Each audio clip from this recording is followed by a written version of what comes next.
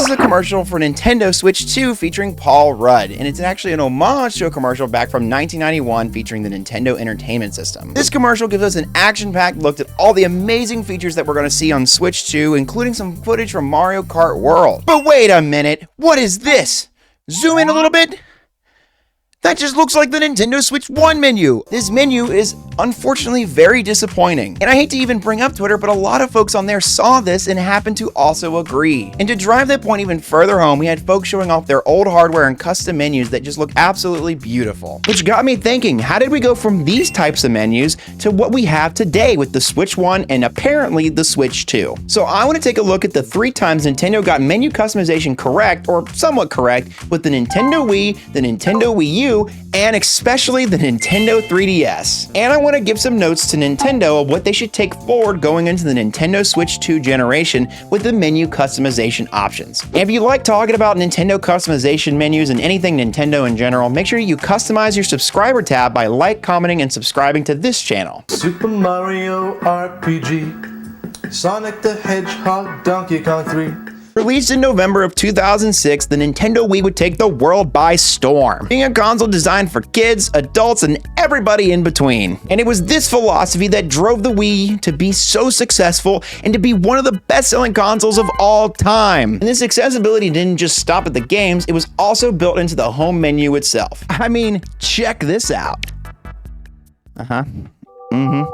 Okay, no, I want to put the menu, I want to put the weather channel there. And then the news channel needs to go here. Okay, the menu customization was definitely limited, but it was still something. Compared to all the consoles Nintendo had made prior to this, there was zero customization. The only thing you could customize prior to this was your little memory files that were on the Nintendo GameCube, which you had to go back through in a bunch of different backdoor menus to access. You had to move them around. It was all like boom, boom, boom, boom, and it'd be like, you know what I'm saying? You know what I'm talking about? I mean, technically, it was the first home menu on any Nintendo console, but some of the personality also comes from the Nintendo Miis that were introduced in this generation. Well, the introduction of Miis is not technically a home menu customization option, it's something that gives the console a little bit of personality. And the personality of the console is one of the most important things that it can offer you as a Nintendo fan. So the Nintendo Wii would lay the foundation for the coming years of the Nintendo home screen menu and its customization options. But then 2013 would come and change the game.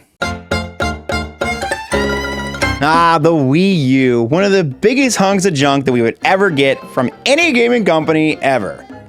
Well, I can think of a few other ones. Okay, I know what you're thinking. I know the Wii U is not exactly the poster child for a good Nintendo console, but in terms of its home menu, this thing's got a couple surprises up its sleeve.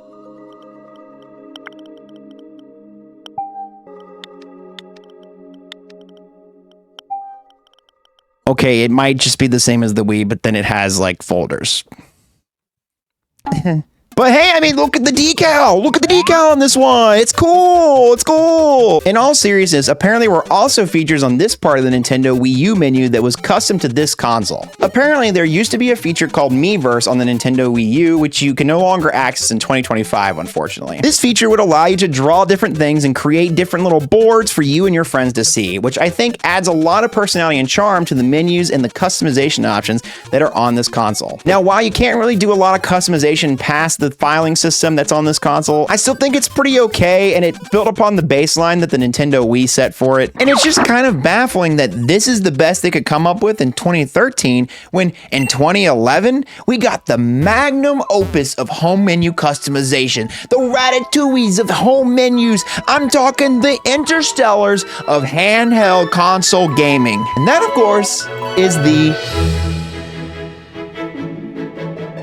As I said before, the Nintendo 3DS would release in February of 2011, but I didn't say it had a little bit of a rocky start to the console's launch, which is surprising because this thing becomes the cream of the crop in terms of menu customization and just the general feel and sauce of this console. I mean, it's just all the small things that the Nintendo 3DS did that just made it so memorable. Like every time you select a little game here, you have a startup screen and just a little preview at the top of your screen. Plays a little jingle, and it just makes you feel so special and ready to play that game. Plus, all the haptics and small things that you do on this thing, like even pressing the home button, just sound amazing. And I mean, don't even get me started started on the different menu music, both in the Mi Plaza and even in the settings menu. I mean, this is what you had to listen to when you were at Jimmy's sleepover and it was 2 in the morning and you were looking at the fridge Wi-Fi password and you were debating, is that a 0 or is that a 1? I don't know. Jimmy, you tell me. You're the one who wrote it. And he's like, no, actually my mom wrote it. And then speaking of his mom, she freaking wakes up and she's pumping down the stairs and you're like, oh, I'm gonna lose my 3DS. And you don't even care about the Wi-Fi anymore. But then you listen to the music and it sends you to an ethereal place.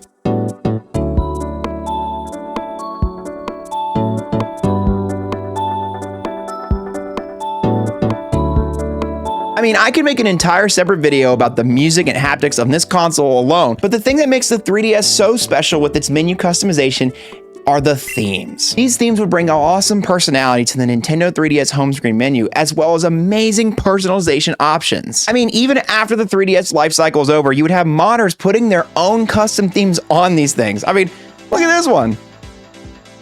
Okay, maybe don't look at that. But by the end of the Nintendo 3DS's life cycle, there were almost 250 different themes, some on the console by default and some available for purchase on the Nintendo eShop. And I just want to take a second to talk about some of my favorite themes that were on this thing. I mean, look at some of these themes, man. You're telling me I could put Shadow the Hedgehog on my Nintendo home menu? He wasn't even that closely associated with Nintendo at this point. I genuinely thought this was like a modded menu at first. And then, of course, we have to talk about the Smash Bros. Ones. I mean, some of them are kind of cool, but the white one with the smooth, kind of jazzy Smash Bros. Theme in the background, oh, please, Nintendo, give me more of it, baby, please. And then, of course, we have all the different Zelda themes, which is the exact one that I use. I use the one from The Legend of Zelda Skyward Sword.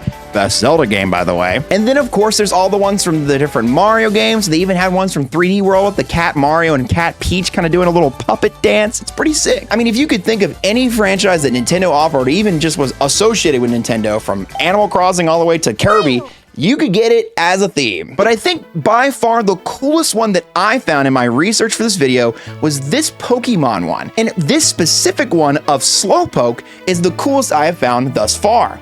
Now you're probably wondering, why? I mean, Slowpoke's cool, but why do we care about him? Well, if you look at this Slowpoke art, there is no official art of the Slowpoke doing this pose anywhere in the entire encyclopedia of Pokemon. It's not on any cards, it's not in any anime, it's not in any promotional material, except recently when they made pens using this exact same pose. And my friends and I were curious where this exact Slowpoke pose came from, and we found it. It's this Nintendo 3DS theme. It set a precedent for a damn Pokemon art. That's how cool it is. And I'm gushing about all these themes because I want to drive home to you the point that this is the most accessible and customizable home menu Nintendo has ever produced. And as bittersweet and frustrating as it is, all good things come to an end. And in 2017, we would get the Nintendo Switch. Now, it's really hard to be critical of the Nintendo Switch, especially that it's kind of ushered in one of the greatest eras of gaming we've seen at Nintendo. But with great things come great sacrifices. I mean, look how plain this menu is, man. I mean, there is absolutely zero sauce to this thing. I mean, it comes in 2 colors. It comes in black night mode and it comes in white.